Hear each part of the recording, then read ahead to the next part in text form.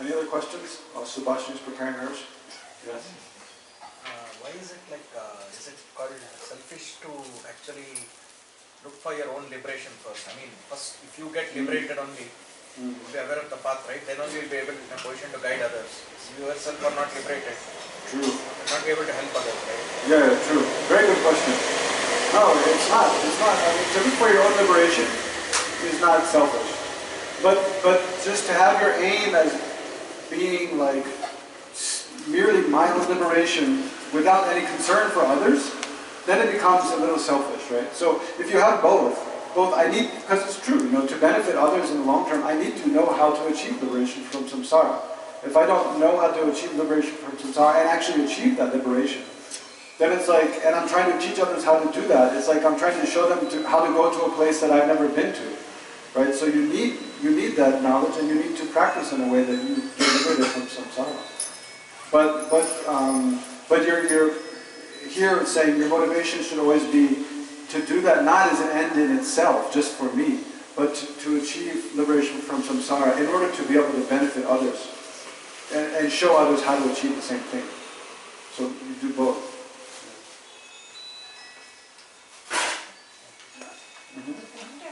What I wanted to say was, you could make this point, yeah. That Nalanda told us that Shantideva was in a monastery eating and sleeping, and so everybody said, this fellow is useless, what's he doing? So they asked him to give a presentation, and that was, the outcome was Yes, yeah. Bodhisattvacharyāvatāra. And therefore, a couple of paragraphs seem addressed to monks. For instance, the one about the 3 robes, the one about the woman, and the other ones also. So, basically, since it was a monastery, and since he was challenged, that's why even the name of the guide, the Bodhisattva way of life, Bodhisattvacharyāvatāra, meaning the conduct which has to be kept by a Bodhisattva. So, that's all I want to say. Okay, yeah. Yeah, it's true. Subhash is referring to the story, the origin story of this text. So Shantideva was living at Nalanda Monastery. I don't know, does it give us dates anywhere? Shantideva's dates? What years did he live approximately? I don't see here. It'd be interesting to look up. What century? It doesn't seem to say. Anyway, I think it was about 1,500 years ago. Anyway, he was a monk. He lived at Nalanda Monastery in current day Bihar.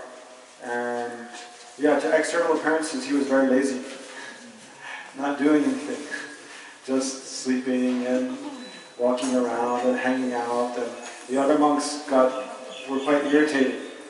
Got kind of frustrated that this monk is totally useless. He doesn't do anything. He's just sleeping, eating, and like hanging out. So then they decided they wanted to actually throw him out of the monastery, but they can't just, with no reason, they can't throw him out of the monastery.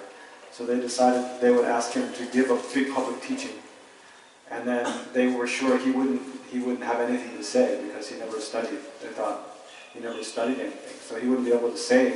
He would have nothing to say. 685 AD. Oh, thank you, Sakya. 685 AD. Yeah, I appoint you as the official researcher during talks, the during talk researcher in the background. It's very handy to have. Huh? We need to use modern technology to fill in the gaps in our knowledge. 685. 685. So Okay. that would be, I think, 500 years after Nagarjuna, right? 685. Well, you tell me. You're the researcher. Anyway, so let's just finish the story briefly. So then they had Shantideva give this public talk, and then,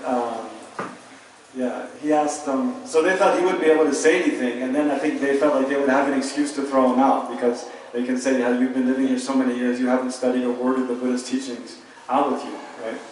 But then, I think he's from South India, maybe from Kerala or not. Shantideva was from somewhere in South India. Gujarat. Is it? Okay. Gujarat. So then he got up on the throne, and then he asked them, "Would you like me to just teach something that's already been taught, or teach something that hasn't been taught yet? Meaning, would you like me to recite a sutra by the Buddha or a commentary, or give my own composition?" And then, so they all thought, oh, no way he has anything to say from his side. So they said, "No, give something original that you composed." And then he gave this text. He taught this text. And then at the end, it said at the end of, while he was teaching, he slowly rose up in the air by his like miraculous powers. Then he slowly rose up in the air, and then during the 9th chapter, I think it was during the 9th chapter, which is on wisdom, he rose up in the air and then very high, and then flew away in the sky. And so the 10th chapter nobody heard, except those who had audio clairvoyance, who had clairvoyance that they could hear very, very distant sounds. So there was a group of Kashmiri Pandits who a lot of them had that realization of audio clairvoyance. So then they heard the verse. They were the ones who heard the verses of the 10th chapter, the dedication chapter. And then they were curious to know, because in the 5th chapter, Shantideva, at that time he mentioned his other work, the Compendium of Trainings, right? We saw in verse 105, in the 5th chapter, verse 105, where he says, "In addition, I should definitely read the Compendium of all practices again and again, because what is to be constantly practiced there is very well extensively shown there." So they had never heard of that text. And they heard Shantideva mention it, but they never heard of it. So then they went to South India to ask him where the text is, what that text is. And he said, "Oh, it's another text I composed. If you look in the rafters above my room in Nalanda, it's there." So then they found that text there. So, okay, you have a question? Yes. In verse 104, Mm-hmm.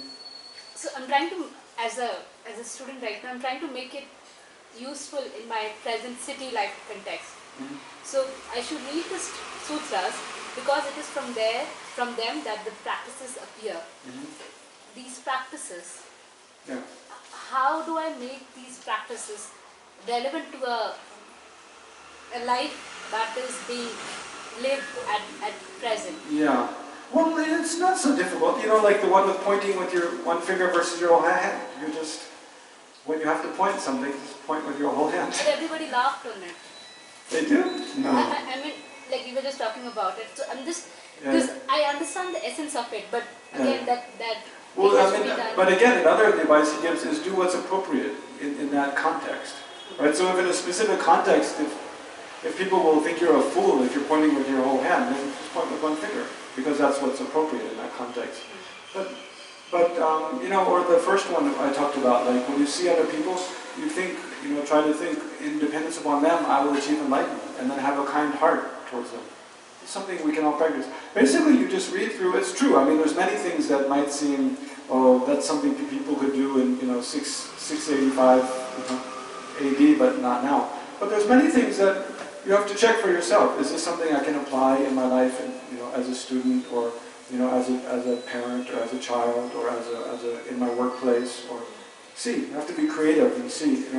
How can I apply it or not, or how, or just part of the practice. But yeah, there always is a little bit of a difficulty when we're reading these kind of ancient texts and living in a very different time, to how to bridge, the gap between the two. I'm just adding to it. So my conclusion is this, that okay, I have got these practices and my fellow beings in my workplace, they haven't. And it's unfair on me to expect them to understand my practices. But if I want to keep living and practicing these sutras, I need to start affecting or making some changes around so that I can get the real meaning of these sutras. But if nothing is around is changing, and I'm just sitting and learning these sutras, won't it make me in more of conflict with my own self, because nothing is changing, and I do want to see changes happening, or some kind of, I don't know, calmness. Well, the first thing is to change yourself. You can't expect other people around you to have the same interest or want to read this, the same things, or to change, very dramatically. But so the first thing is to just change yourself. Try to practice, the kind of advice he's giving, just in your own thinking First in your own, the way you think and think about things, and the way you use your mind, then in the way you use your speech, and the way you use your body. And then, but that's the main thing, to transform your own behavior. And then if other people, see, and they see, oh, she's changing, she's becoming a nicer person, a more patient person, more calm person, then naturally people become interested. And then they want to know, well, what are you doing that you seem to be changing like this? And then you can tell them about, first don't jump to say, oh, go read the Bodhisattva's way of life, but first you can tell them, oh, no, I'm thinking more in this way, I'm trying to be more mindful about this, I'm trying to do this. First just say in a general way, and then if they seem really interested to know, well, where did you learn about that? Then you can, oh, wait, this text, this sutra. I mean, here again, like the Dalai Lama is like the best example. Of course, he's a monk and he's wearing Buddhist robes, so everybody should just expect him to be practicing like a Buddhist does. But he goes and speaks to Christians, speaks to Muslims, Hindus, secular groups all the time. So, and there's so many books, you can watch videos or books and see how does he, what kind of advice how does he speak to those different groups in a non-Buddhist context. Now, if he starts quoting from sutras and texts like this, then people just kind of turn off. But he knows how to just generalize these things. Because a lot of the things Shantideva is talking about, they're not expressly Buddhist messages. They're messages you'll find in any, in the Bible, in the Bhagavad Gita, in the Quran, and any place. So there's many ways you can just generalize. And there are also messages that make sense even in a non-religious context. Like just looking at people with a kind heart, being kind-hearted to people. Or, not engaging activity with other people's spouses that would arouse jealousy or doubt or something. Those are just common things. So, yeah. Yes? See, this is chapter 3. This is chapter 5. 5, yeah. Yeah. So 6 is patience. Yes. So this is mainly dealing with ethics. Yeah. Look at it, it says guarding. Alertness. Yes.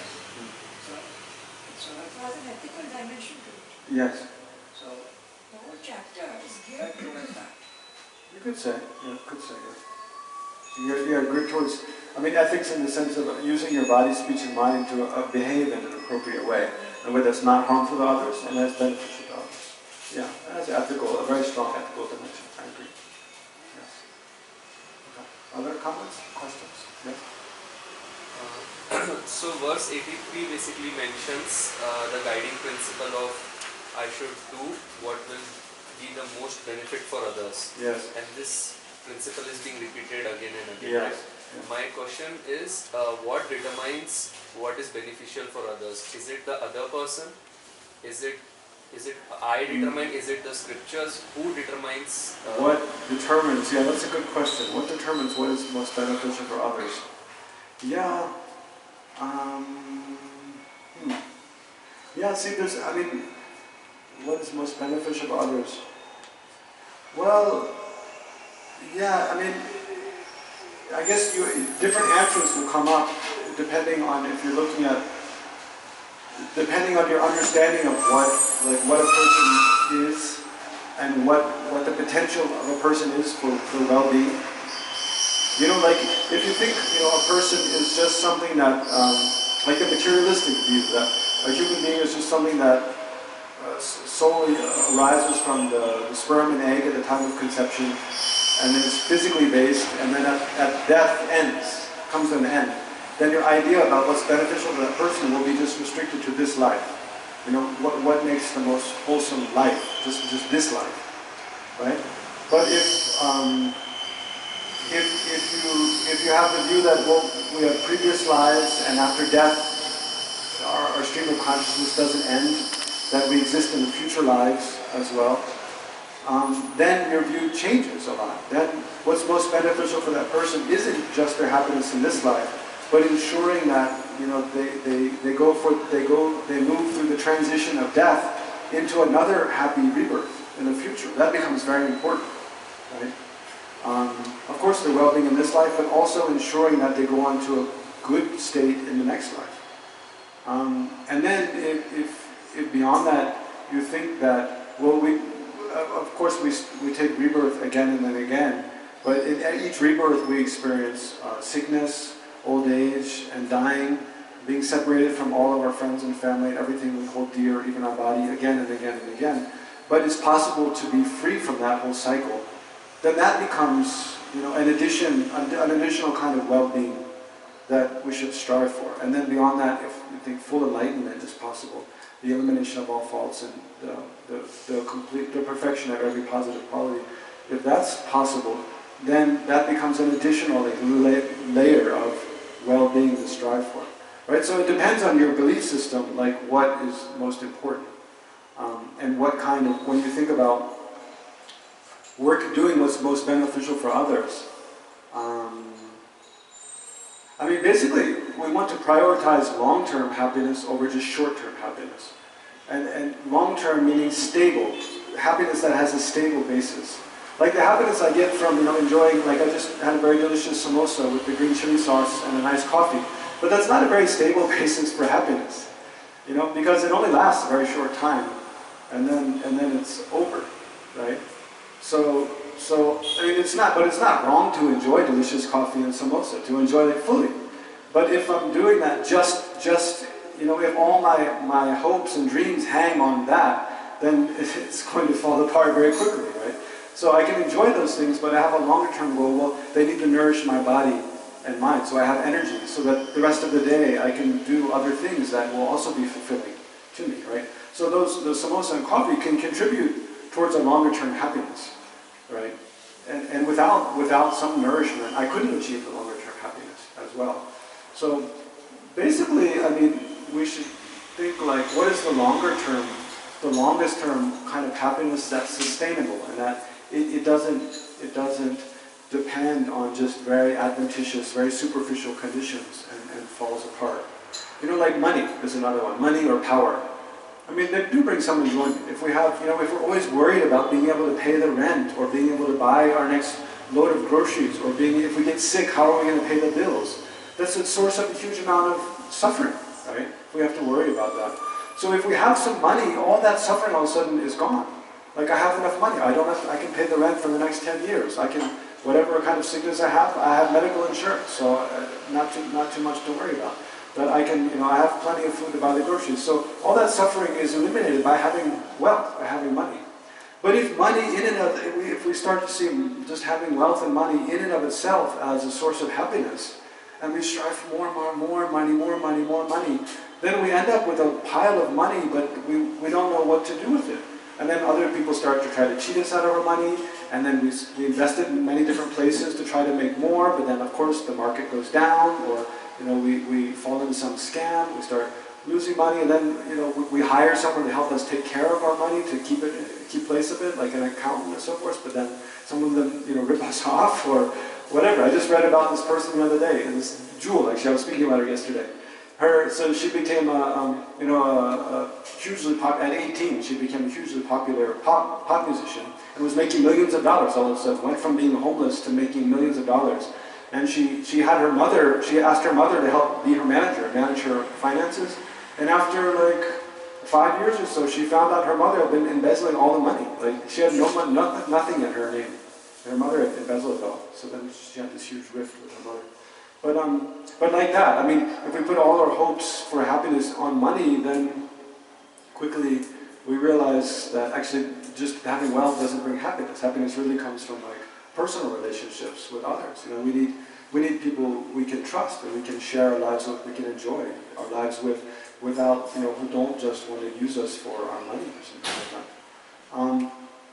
So what I'm trying to make the point that actually money also is not a stable source of happiness. Also fame is not a stable source of happiness. Also power, influence, not a stable source of happiness. Also praise from others. Other people praising us. Oh, you're so good, you're so good, so good. You can see one day people praise us and we feel really good, but the next day we might be totally miserable. Another person's criticizing us. So also praise, not a stable source of happiness. So when we say like, I should consider what will be of most benefit for others, the first thing to do is what is really most beneficial for oneself. That's the best way to understand. Like, what is most beneficial for me in my life? What really brings me lasting kind of satisfaction and well-being? And then, so whatever understanding we have in terms of ourselves, then it helps us be more informed. Well, what's really useful for others? Is that? Yeah. That is true that we understand it, and through our examination we understand all these concepts. Yeah. But when it is saying will be most benefit for others, Yeah. the other person may not understand it. For him or her, the short term and long term might be very different. Yeah. So that is where how do we deal with it. So for my own happiness, if I have to do something for most benefit of myself, I know what I have to do, or I will Yeah. examine and find out. Yeah. But when I'm dealing with my colleagues or my friends or my partner or whoever, Yeah. that is when the conflict occurs as to the definition of most beneficial for her is different Yeah. as per what I have examined. Yeah. Right? Then what to do? Yeah, it's true. Well, I think that you have to meet people where they're at.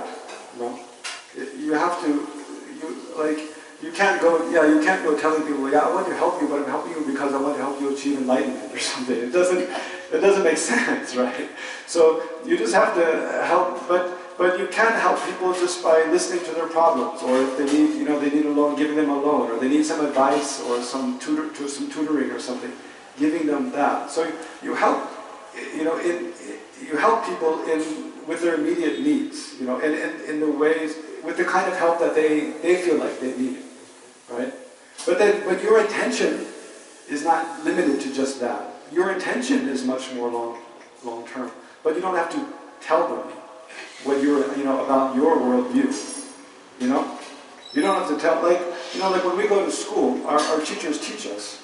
And or we go to school or university, we have all these different teachers teaching us. Do you think they all have the same motivation for teaching us?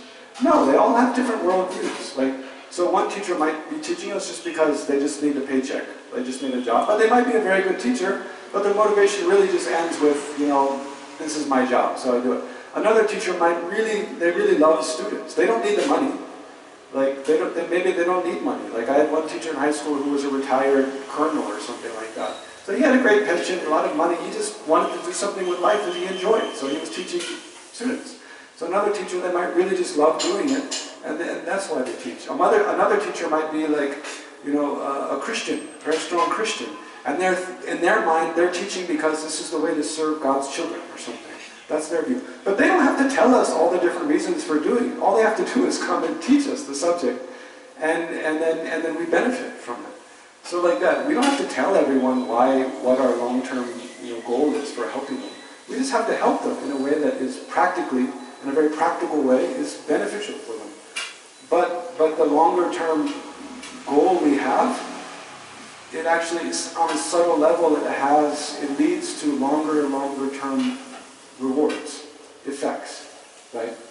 If I teach someone just with the motivation to just to impart knowledge to them about that topic, okay, that's fine, that's good. But if I teach them with also the motivation that, well, I hope eventually I can show them the way to liberation from samsara, enlightenment. Just by having that motivation it makes my action much more virtuous, and it kind of, I don't know, it changes the energy of the relationship so that maybe in the immediate, maybe there's some difference or not, but in the long-term effects will be that actually, it's like you open the possibility that, many lives in the future, maybe you meet the person again and you can actually, show them something about Dharma. When they're at a place, when they're ready to hear that, right? So often we think in a limited way, just this life, right? But the Buddhist way of thinking is on a huge scale, on this vast scale of many past lives, many future lives. So once you kind of start to get your mind around this idea that, I'm right now, this mental continuum in this body are conjoined in this life. But that's not all I am. That's not essentially even what I am. Essentially, I'm this stream of consciousness, and all centuries are these streams of consciousness that reach far into the future. And you start to generate this very long-term idea about how to benefit from life to life to life. Then, on the external, your actions, they look the same. But internally, your perspective is completely different. There's a common prayer, actually, a food offering prayer that goes by eating this food, because there's all kinds of microorganisms that exist in our body. By eating this food, may I nourish all the microorganisms that exist in my body. By giving them food now, in the future, may I be able to teach them Dharma. Right? So just having that intention is you create, on the basis of offering them the food that you eat, because you have the intention, then you create this connection with those beings that in the future maybe you can teach them Dharma. Actually, I mean, God, I'm so long-winded sometimes. I was telling you a story about the Buddha offering, in the Buddha's, Shakyamuni Buddha's past life, offering his body to a tigress. Remember I said she had 5 cubs? So those 5 cubs were actually the 5 disciples that Buddha taught in Deer Park, in Sarnath, in Varanasi, outside. So when the Buddha, after he became enlightened, the first time he taught the Dharma, he taught the Four Noble Truths. This was the first time he gave his first Dharma teaching. He taught the Four Noble Truths, and it's called Deer Park in Sarnath, which is just outside Varanasi. And the first 5 disciples were actually the reincarnation of those 5 tiger cubs, right? So it's like, that way, if you have this long-term view and you make prayers, then just through very ordinary actions, you can make connections that have long-term repercussions. And the tigress was his mother. The tigress was Buddha's mother? Was Buddha's mother. Oh, really? Okay. I forgot that. I don't remember The that. tigress was his mother. Those 5 cubs were the first 5 disciples who left him and went when he partook the and they said that Sujata. When Sujata gave him the kirti. that girl from the Sujata. Yeah. So she gave. So then they left him and went. Yeah. After he got enlightened, he went back to them and said, "Hey guys, True. you are wrong, guys." True. When did Nagarjuna live? 150. 150 AD. Okay, so And he lived up to about 500 years. He lived up to 258. Nagarjuna and Shantideva. Yeah, so there's a gap of 150 he and 675 there. Okay, thank you. Good job. Any other questions or comments? So, is it fine to, to give up on someone you really love and care for? I mean, like you want to work for them and you do your meditation and you work with them, but they're too toxic sometimes, and then you rework again, then you engage, but the circle goes on, and you become toxic and you become... Yeah. Is it fine to give up on somebody you love and say, maybe this is not the one, I might meet this person next, this thing, and I deal with it. Yeah. You can never, in your heart, you can never give up on anyone. But externally, you can stop communicating with the person and just stop being involved in their life. But in your heart, you never give up caring for the person, right? So, because if in your heart you just stop caring about people, that becomes the biggest obstacle to your own progress on any spiritual path. So in your heart, you always have the best intention, may they be well, may they be happy, may they be free from suffering, may they find, whatever kind of guidance they need and the circumstances they need to become a better person.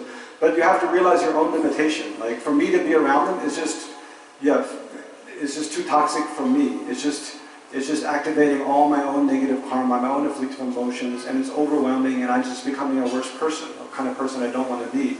So it's better for me, better for them if I just stay away from that person. And I don't have, in this life, they're not part of my life. That's fine. I mean, that's just a kind of wise decision, I think, often. Because but we can always hope that in the future, may I become a stronger person, that maybe not this life, maybe a future life, that I can help them.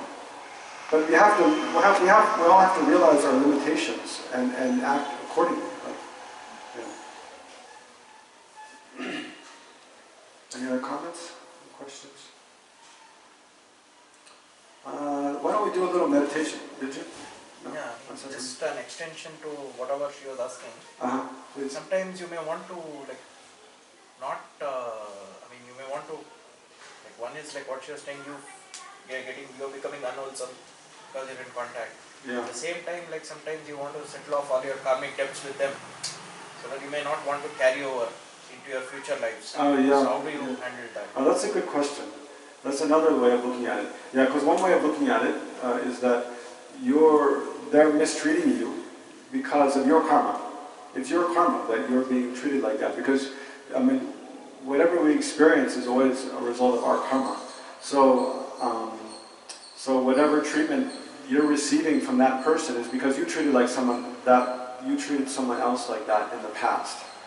And so if you don't want that karma you don't want to continue experiencing that kind of negative karma, the results of that negative karma in future lives, it's better just to experience it now, in this life. So Yeah, I mean, if you could really sincerely view the situation like that and just accept that this is my karma and I'm just resigned to experience it, then it becomes actually a positive experience for you. Because if you can sincerely think about it that way, then it's possible, that shows it's possible for you to transform it. It's like a kind of mind training.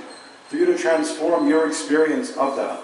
And then, yeah, it's possible that, then it shows that actually you're not being overwhelmed by the experience, that actually you can deal with it. If you can really see it in that way, then it would be that you could actually progress on the path by enduring that. But here I was saying you have to be realistic. If you can't really see it that way, and you just feel like this person is just totally wrong, and I'm not doing anything wrong, I totally don't deserve this, and it's really bad for me, I'm just becoming a worse person because of that, then basically you have to look to see, like, of course, eventually we want to have a mind that's so strong and so, full of wisdom and compassion that we can transform any kind of, even someone's killing us and it's helping us grow on the spiritual path. But like Shantideva said, if you don't really have pure compassion, don't go offering your body to others, right? Because it's just going to destroy your body and destroy your mind and impede you on making progress from life to life. So you have to be realistic about what level of practice you're at. So if you see that you're in a relationship with a person or in a relationship with a group of people or a company or with a substance or something, anything, money even, or power, and it's eroding you, it's destroying you, it's corroding you, then it's better to keep your distance from it, to separate yourself away and put yourself in circumstances that are more nourishing and that are more conducive for you to grow and develop to be the kind of person you want to be. But, if you're quite more advanced on the path and you can be in any circumstance, any condition, and you keep growing and developing, then it's good to use more and more and more difficult kind of circumstances, because that becomes, it's called like, there's a common analogy of the peacock. The peacock, why are the peacocks, in Indian mythology, why are the peacock's feathers so colorful and bright? Because they can eat the poisonous plants that other animals cannot. It's said, like, if the pigeon or the grouse were to eat the poisonous plants that the peacock eats, they die. They get sick and die. But the peacock has, a certain kind of digestion or whatever, a certain power, special power, that they can eat the poisonous plants that other birds cannot, and it enhances their beauty. Right? So that's an analogy for a bodhisattva. Bodhisattva is like a peacock. They can experience the kind of things that ordinary beings, it would destroy them on the path. But bodhisattvas can engage in the same, they can have the same experiences and transform it into something that nourishes them on the path, supports them on the path. So you have to be realistic about where you're at and sure. Yes? So is it necessary that you have to go through suffering in order to get the smile of Dalai Lama? To be that calm? Yes. You have to go through suffering anyway. Suffering just comes. It's not like, whatever you do, because we're ordinary sentient beings. Old age, sickness, death are inevitable. It's not necessary that we experience all those things as suffering. That's the whole point of spiritual practice, is to not see all those things as problems, to see those things as a natural part of life and death, and experience those things with grace, and also transform them into the path. But yeah, it's like, to really generate patience, you have to have people that are doing things that annoy you, that irritate you, that are hurtful. Otherwise, there's no opportunity to generate patience. There's different kinds of patience. To generate the patience that can bear hardship, you have to meet hardship. You have to experience hardship. Only then you learn from it. So definitely there's, but it's not like we have to go out seeking suffering. For most of us, we have enough suffering just to try to deal with without going and seeking more. Yeah.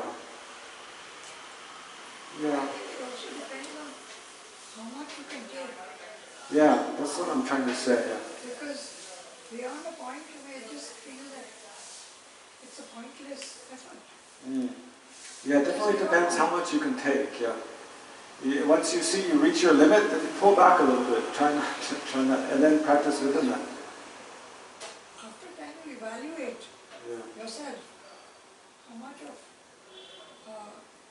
whatever you can take. You can take what? What is she referring to? Sorry. Subhash is saying basically it comes down to taking measure of how much you can take, seeing how much, what are your limits, how much you can take.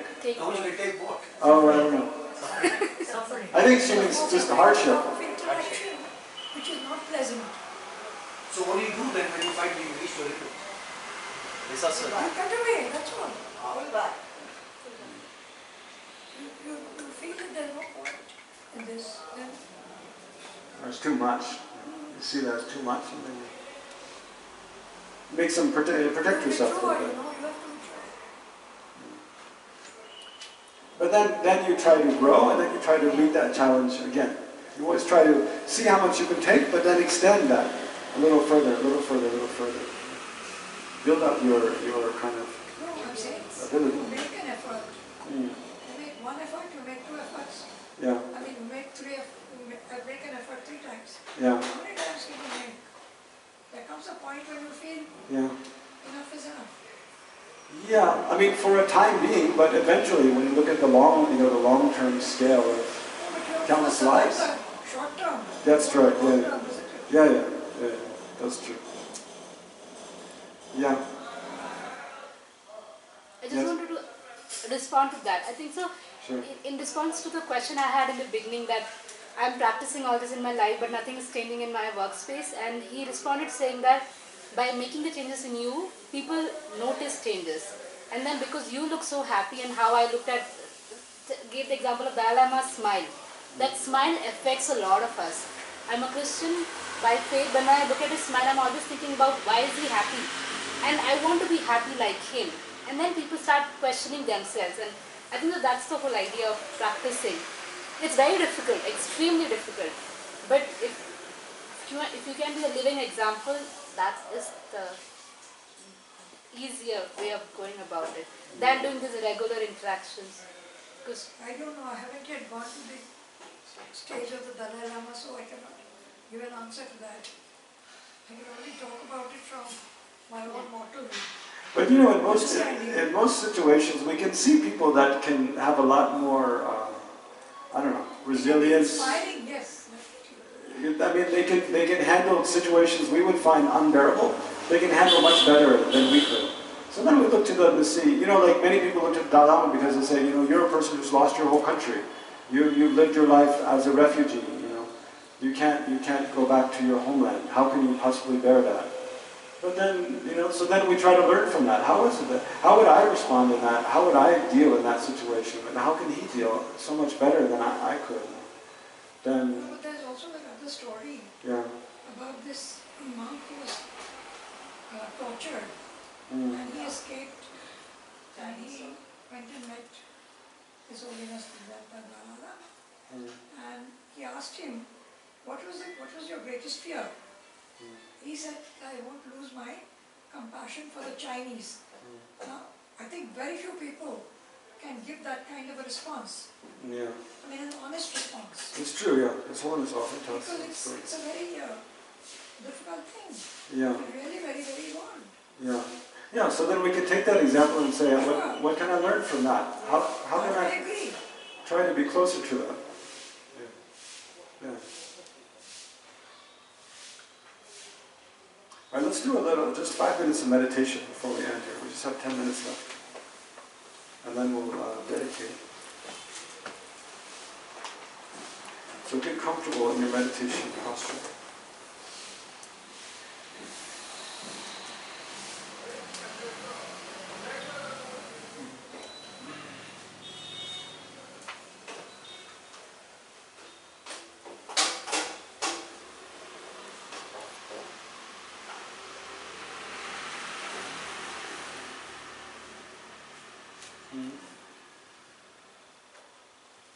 So we'll just meditate for 5 minutes. I won't tell you what to think about.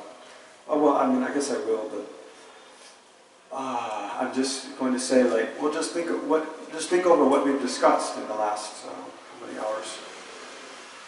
almost 3 hours now.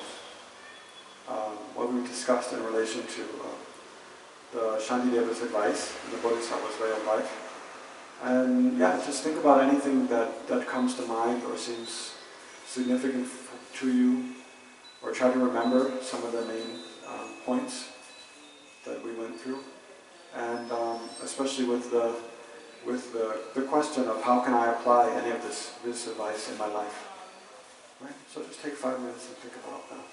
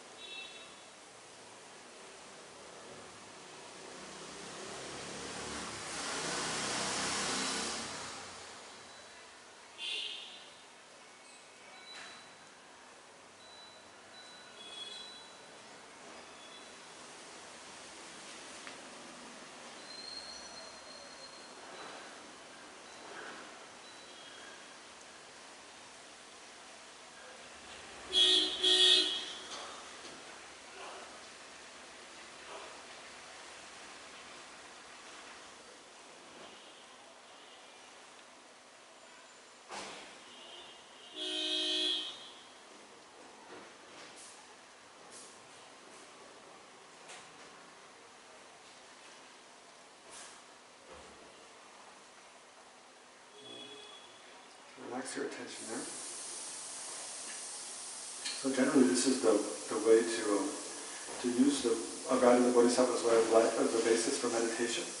You just read through, 2 or 3 verses in a day, and then just think about what it says there, how that relates to your own life, how you can or can't put that into practice, or what questions you have about it.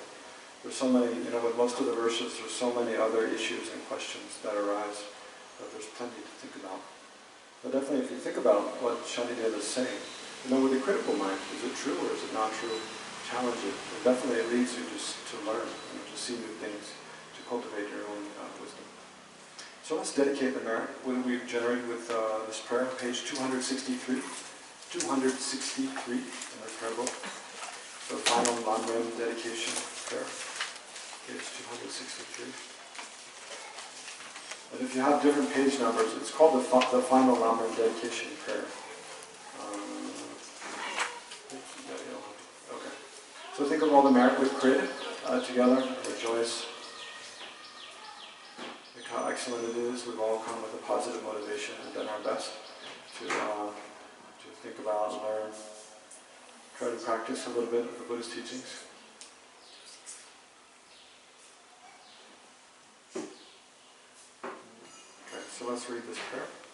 From my 2 collections, vast to space, that I have amassed from working with effort at this practice for a great length of time, may I become the chief leading Buddha for all those whose minds, wisdom, eyes, blind by ignorance. Even if I do not reach the state, may I be held in your loving compassion for all lives and truths. May I find the best or complete creative paths of the teachings, and may I please all the Buddhas by my practice. Using skillful means drawn by a strong force of compassion, may I clear the darkness from the minds of all beings. With the points of the path as I have discerned, may I uphold Buddha's teachings for a very long time. With my heart going out with great compassion, in whatever direction the most precious teachings have not yet spread, or once spread have declined, may I reveal this treasure of happiness and aid. May the minds of those who wish for liberation be granted bounteous peace, and the Buddha's deeds be nourished for a long time. By even this greater path to enlightenment completed, due to the wondrous virtuous conduct of the Buddhas and their children, may all human and non-human beings eliminate adversity and create conducive conditions for practicing the excellent paths, never be parted in any of their lives from the purest path praised by the Buddhas. Whenever someone makes effort to act in accordance with the 10-fold Mahayana virtuous practices, may they always be assisted by the guardians, and may oceans of prosperity spread everywhere. And then we pray for, especially for all sentient beings, to be free from every form of suffering and have every happiness up to full enlightenment. And especially us, all of us here, may all of our virtuous aspirations be perfectly fulfilled. So please bring to mind the name of any person or any particular intention that you would like us to pray for. Just bring to mind.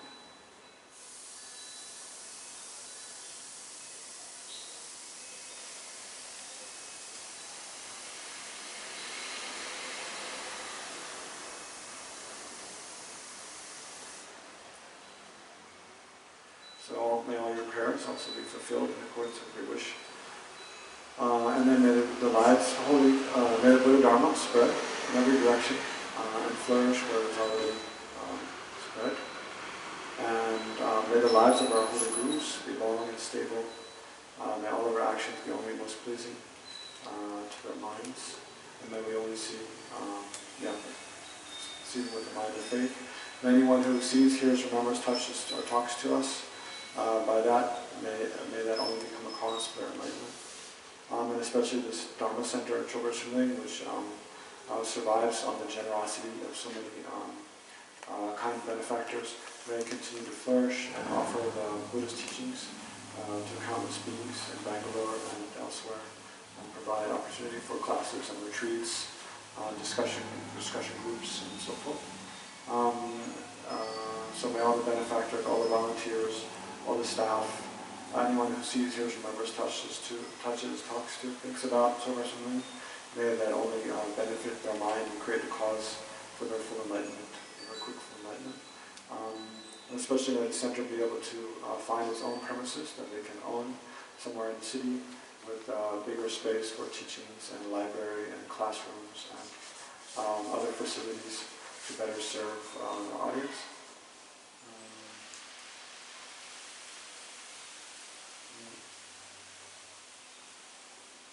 So in short, may all be auspicious, especially may all violence in the world come to an end, warring between countries or domestic violence or hostility between family and friends. Yeah, and especially may the crisis of global warming quickly be resolved by changes in government policy and corporate and individuals' behavior and lifestyles. So may we make the planet paradise for practicing Dharma and becoming kind, wise human beings, and also offering to all the other animals on the planet comfortable places to live, that we may flourish.